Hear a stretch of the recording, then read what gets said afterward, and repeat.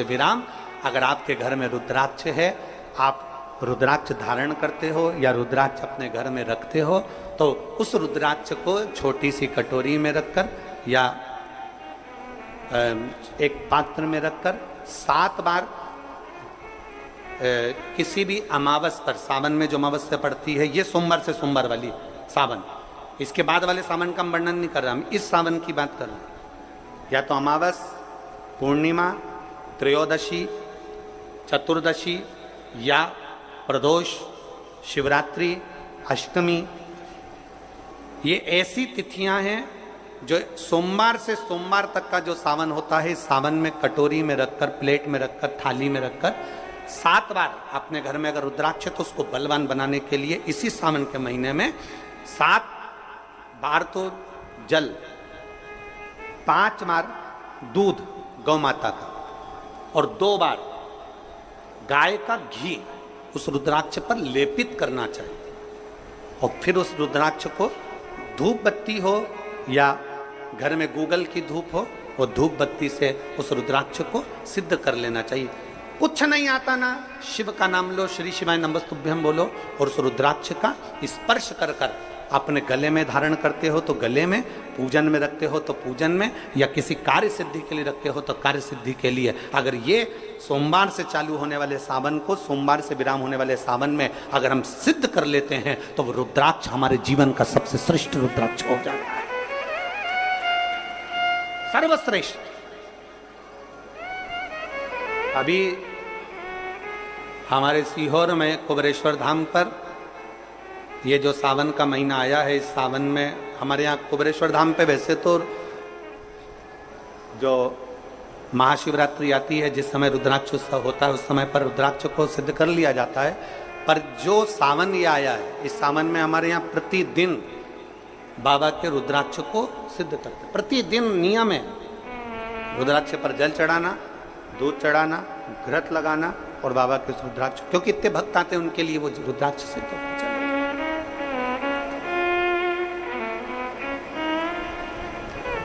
इसी सावन में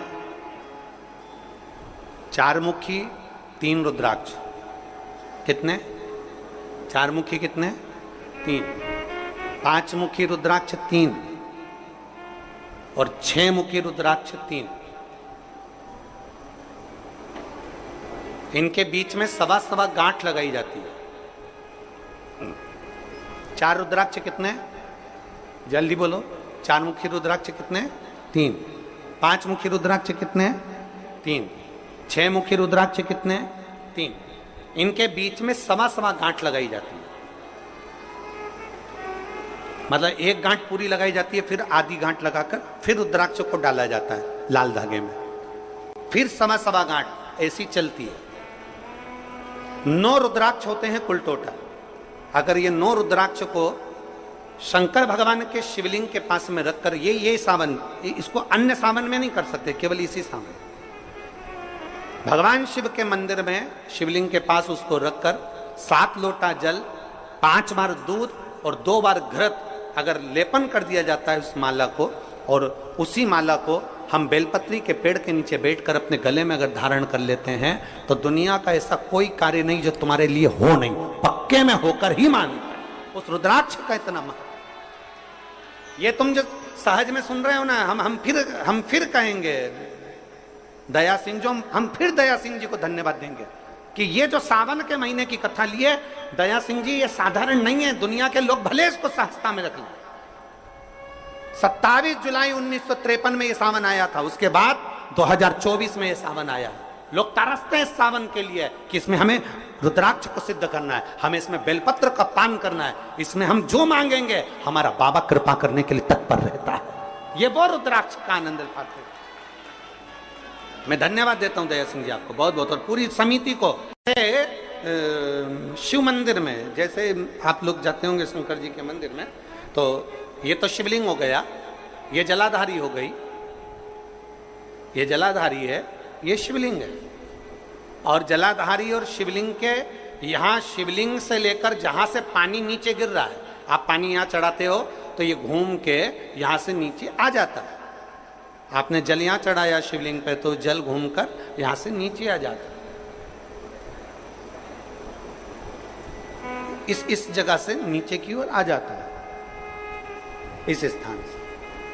प्रयास करिए, ये जो सावन आया है 72 वर्ष के बाद, प्रयास करिए कि कितना बड़ा भी रोग है, कितनी बड़ी भी बीमारी है, आप डॉक्टर से इलाज करवाओ, पर ये जो स्थान है असुख सुंदरी का, इस स्थान पर एक बार अपनी हथेली रखकर देखिए और भगवान शिव से पंचाक्षर मंत्र नमः शिवाय, षडाक्षर मंत्र ओम नमः शिवाय या श्री शिवाय नमस्तुभ्यम स्मरण कर कर देखिए और एक बेलपत्र बाबा की लेकर जहां से पानी नीचे गिरता है उस स्थान पर लगाकर उसी बेलपत्र को खाइए और फिर जाकर डॉक्टर को एक बार फिर जांच करवाइए कि उस रोग में आराम कितना लगा है, उस रोग में अंतर कितना आया।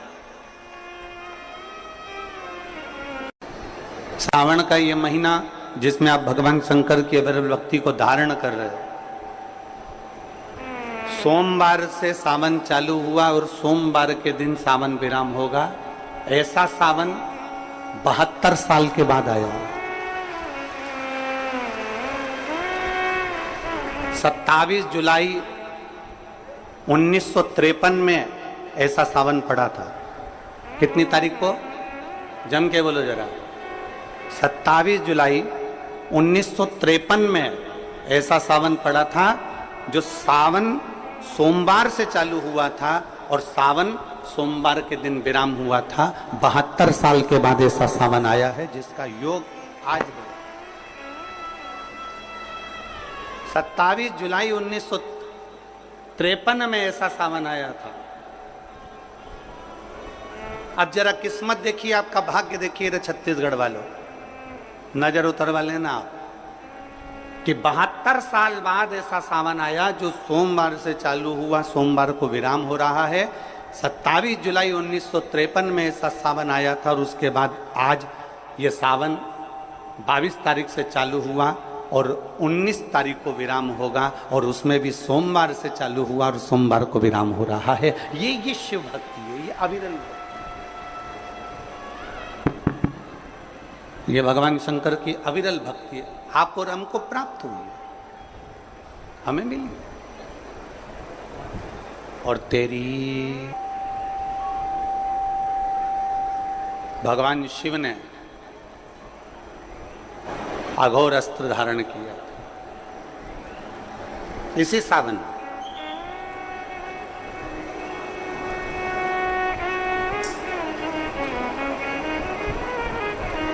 एक त्रिपुरासुर असुर हो गया, 3 पुरियों का निर्माण कर कर वो निवास कर रहा है।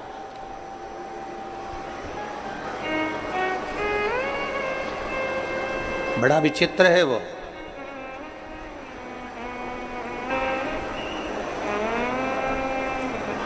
बहुत सावन आते हैं, सारे सावन आते हैं। हर वर्ष सावन का महीना आता है, हर वर्ष श्रावण का सोमवार भी आता है, हर वर्ष प्रदोष भी आती है, हर वर्ष शिवरात्रि भी आती है सावन की, हर वर्ष अष्टमी भी आती है, छठ भी आती है, सब तिथियां आती हैं।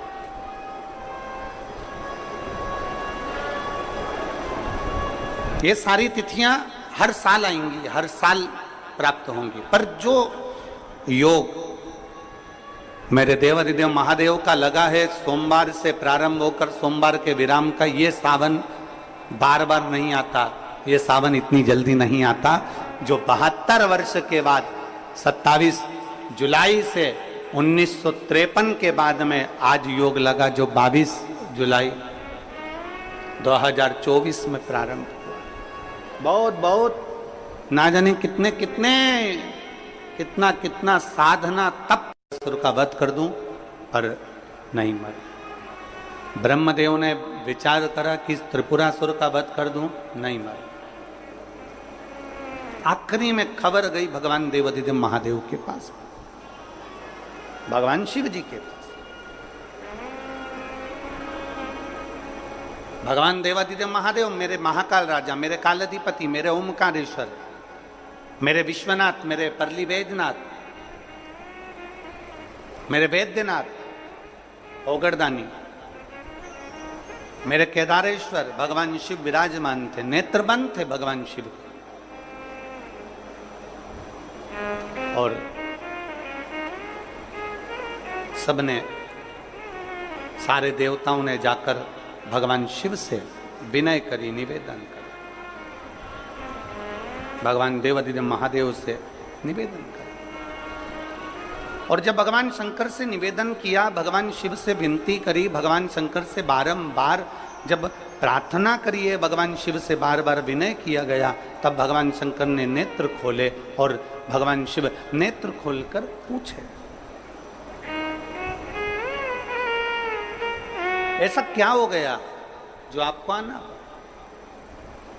ये 33 कोटि देवता, ये सारे देव आज मेरे पास में, कारण क्या बन गया? कौन सा कारण? यदि आपसे कोई पूछे कि भगवान शंकर के गले में बासुकी नाग आया, भगवान शंकर के हाथ में त्रिशूल आया, भगवान शंकर के मस्तक पर गंगा आई, भगवान शंकर के मस्तक पर त्रिपुंड आया, भगवान शंकर के नेत्र 2 थे 3 हुए, त्रिनेत्रीधारी कहलाए, त्रिपुंडधारी कहलाए, भगवान शंकर के पास बेलपत्र आई, कोई तुमसे कहे कि शिवजी के गले में रुद्राक्ष आया, भगवान देवादिदेव महादेव के पास रुद्राक्ष आया, कोई तुमसे पूछ ले कि यह रुद्राक्ष का प्रागट्य कब का है, रुद्राक्ष का जन्म कब हुआ,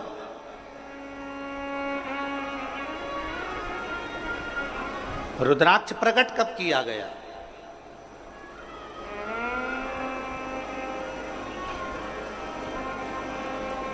अब जरा बहुत हमसे भी कई लोग पूछते हैं, जितने लोग संसार का क्या हो जाता है कि रुद्राक्ष का जल अमृत के तुल्य हो जाता है और कैंसर जैसा रोग भी समाप्त हो जाता है।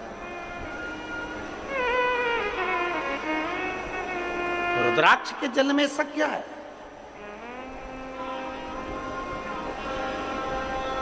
एक माँ ने पत्र में लिखा है कि कैसे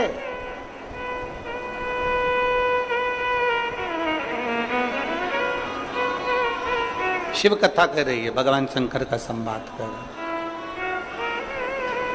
भगवान देवादिदेव महादेव का चरित्र का है, शिव महापुराण की कथा कर रही है। त्रिपुरासुर असुर है, 3 पुरियों का निर्माण कर कर उसमें निवास करता है, 3 पुरियों का निर्माण कर कर उसमें निवास करता है, पर उसके प्राण जा नहीं सकते। भगवान नारायण ने प्रयास किया, वो नहीं मरा, प्राण नहीं छूटे। भगवान शंकर के ब्रह्म मुरारी, सबसे बड़ा तप और दुनिया का सबसे बड़ा आभूषण मौन रहना, ये दुनिया का सबसे बड़ा तप और सबसे बड़ा आभूषण है। हम भगवान शिव को किस तरह से रिझा सकते? और फिर निवेदन करूंगा, जितनी सरलता से, जितनी सहजता से आप शिव को रिझाओगे, उतनी सरलता से शिव रिझता है, उतनी सरल।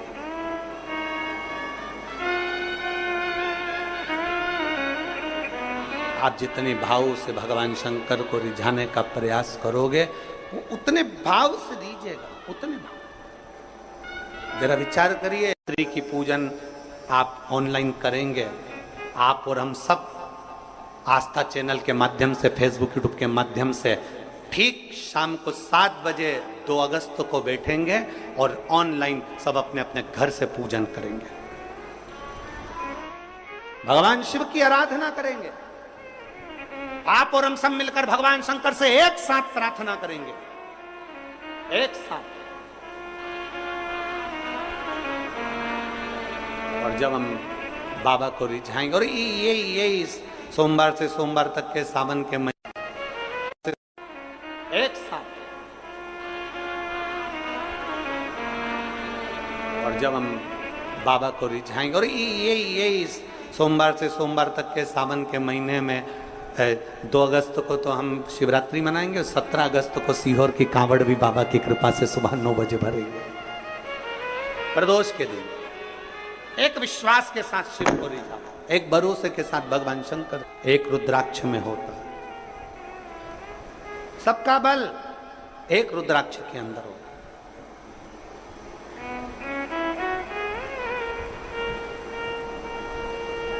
कई जगह पर रुद्राक्ष पर रिसर्च किया जा रहा है। वो 2 कंपनी का नाम तो हमको स्मरण में था, मुंबई की, और 1-2 कंपनी काशी की हमारे स्मरण में, पर नाम याद नहीं आ रहा। कई जगह पर रुद्राक्ष पर रिसर्च चल रहा है कि आखिर रुद्राक्ष में ऐसा क्या होता है कि तांबे के कलश में गलाया और उसका पानी शिव जी को चढ़ा कर आचमन किया तो फल मिल जाता है, रोग मुक्ति हो जाती है, श्रेष्ठता हो जाती है।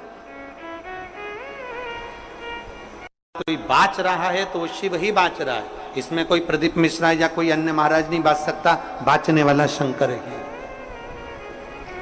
कथा सुन रहा है तो आप नहीं सुन सकते, आप ये 3 घंटा एक जैसे आसन लगा के कहां बैठ सकते हो? तुम आधा घंटा कहीं नहीं बैठो, तुम फिल्म देखने जाओ टाकीज में और एक जैसी बस यूं बैठी बैठी रहो, 25 बार तो मूंगफली चबा जाओ, 2-4 बार आइसक्रीम खा जाओ, उतनी देर में भी तुम कहीं सीट पीछे आगे नीचे ऊंचे मर्जी पड़ी। आधे 2 घंटे की फिल्म में 15 मिनट का इंटरवल, फिर चले गए, फिर घूम आए, फिर बैठ गए।